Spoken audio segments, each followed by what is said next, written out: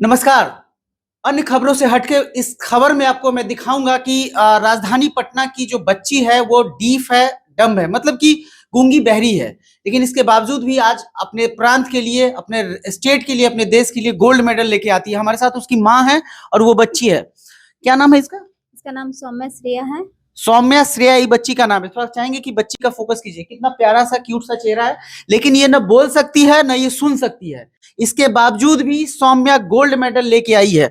किस चीज में गोल्ड मेडल आई? ये रनिंग में गोल्ड मेडल लेके आई है और शॉर्ट पुट में सिल्वर मेडल लेके आई है। शॉर्ट पुट में सिल्वर और रनिंग में गोल्ड। रनिंग में गोल्ड लेके आई। कहाँ गई थी खेलने के लिए? ये ग्वालियर गई थी। ग्वालियर जी।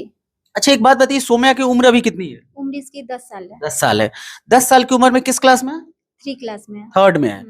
थर्ड क्लास में सौम्या है और 10 साल की इसकी महज उम्र है और अभी से गोल्ड मेडल ला रही है।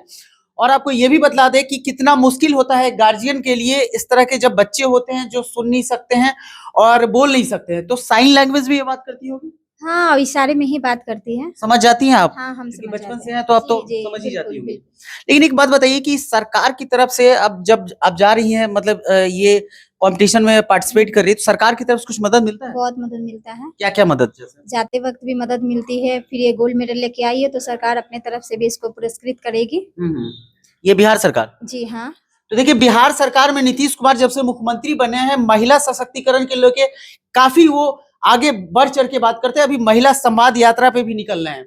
और इसके बावजूद भी आपको बता दूं कि राजधानी पटना और बिहार में ऐसी बहुत सारी महिलाएं हैं, गरीब बच्चियां हैं जिनको मदद की जरूरत है। हमारे खबर के माध्यम से अगर मुख्यमंत्री तक या आला अधिकारी तक ये बात पहुंचे तो कम से कम इस चीज के लिए नए आयोग के गठन की जाए और इस तरह के बच्चियों या लड़कों की मदद की जाए।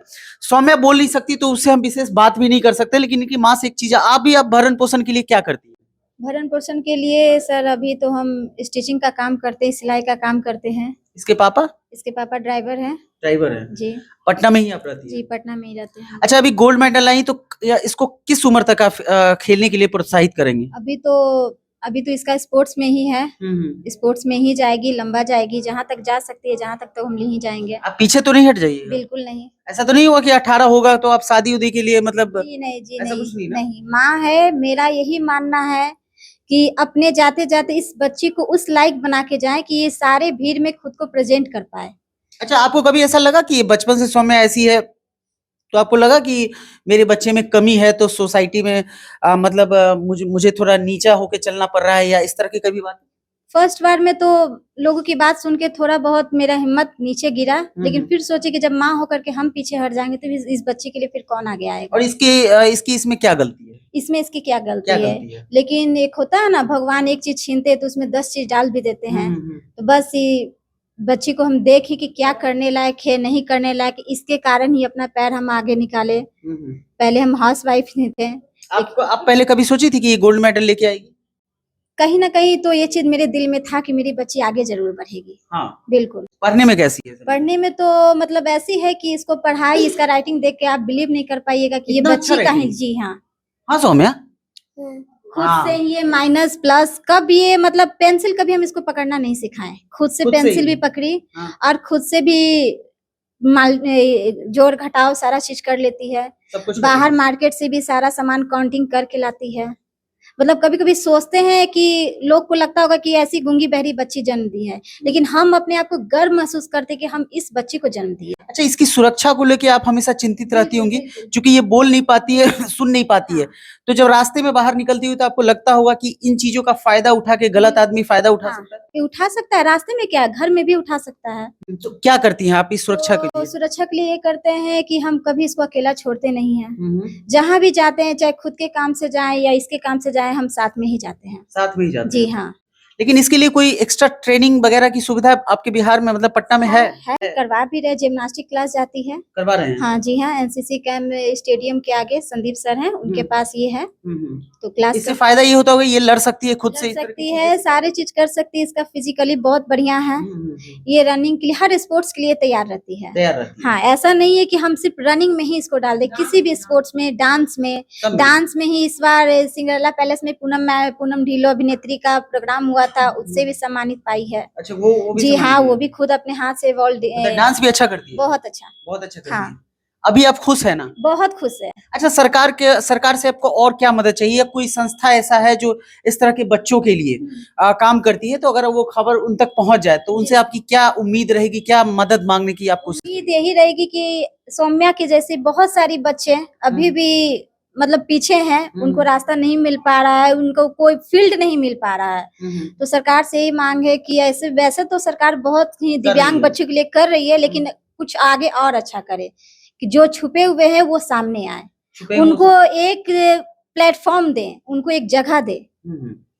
चलिए, एक बात हम कर लेते हैं कि सौम्या की जो प्रशिक्षिका हैं वो भी हमारे साथ जुड़ रही हैं। क्या नाम है मैम आपका? किशोरी जाजूदिया हुआ। अच्छा, आप सौम्या जैसे जो बच्चे होते हैं उनको आप ट्रेन करती हैं? जी।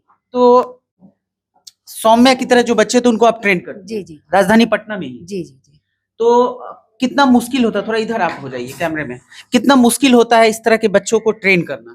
इन बच्चों को जैसे सुनता नहीं है तो सारे बातों को इशारे में इन लोगों को बताना पड़ता है। अच्छा, आपको लगता है कि इस तरह के जो बच्चे होते हैं उसमें प्रतिस्पर्धा की कमी नहीं होती है, लेकिन उनको ट्रैक नहीं मिल पाता है, या अच्छे गाइडेंस की जरूरत नहीं? इनको अच्छे गाइडेंस की जरूरत है और मतलब इन लोगों को एक ग्राउंड नहीं है। ग्राउंड नहीं। क्या क्या प्रॉब्लम अभी आ रही है फर्स्ट फेज में, जैसे आप काम कर रही हैं, तो क्या क्या आपको फेस करना पड़ता है? जैसे इन बच्चों के लिए सबसे बड़ा चीज है, जैसे स्पोर्ट्स में जाते हैं या स्कूल है, यहाँ 10th तक का स्कूल नहीं है, बिहार में नहीं है।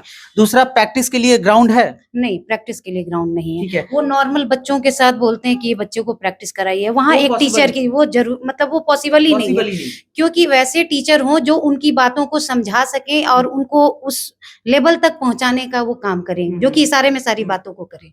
तो ऐसे टीचर की जरूरत है। अच्छा, ये पैरा स्पोर्ट्स में तो इनको काउंट नहीं करेंगे ना? नहीं, ये पैरा से नहीं है, डेफ एसोसिएशन, डेफ का कम्युनिटी अलग है। हाँ, ये डेफ मतलब अलग ही रहते हैं। और एक बात बताइए, मेडिकल के लिए कोई सुविधा है अपने राजधानी पटना में इन बच्चों के लिए? डेफ बच्चों के लिए ऐसा कोई सुविधा नहीं है, और हर एक जगह इन लोगों के लिए एक इंटरप्रेटर की जरूरत है, जो कि यहाँ कहीं नहीं है। कहीं नहीं है। हमारे माध्यम से सरकार से क्या कीजिएगा? सरकार से यही चाहेंगे कि हर एक जगह पे इन लोगों के लिए एक इंटरप्रेटर होना चाहिए, और इन लोगों की बातों को समझने के लिए मतलब एक इंटरप्रेटर हर जगह अवेलेबल नहीं हो सकता है, तो हर जगह इंटरप्रेटर होना चाहिए। जो ये भी तो हो सकता है कि एक ऐसा संस्था खुले जो इस तरह के बच्चों को ट्रेन करे, उसी बच्चे में से एक इंटरप्रेटर निकले और ये चैन बनता चला जाए। हाँ, ये भी हो सकता है, लेकिन यहाँ सबसे पहले एजुकेशन, यहाँ एजुकेशन के लिए वहाँ टीचर नहीं है जो कि इन लोगों को कोई भी चीज पढ़ा सके। नॉर्मल बच्चों के साथ इन लोगों को बैठा दिया जाता है और वहाँ पढ़ाने के लिए, तो इन लोगों को समझ में नहीं आता है कि ये क्या चीज बोल रहा है।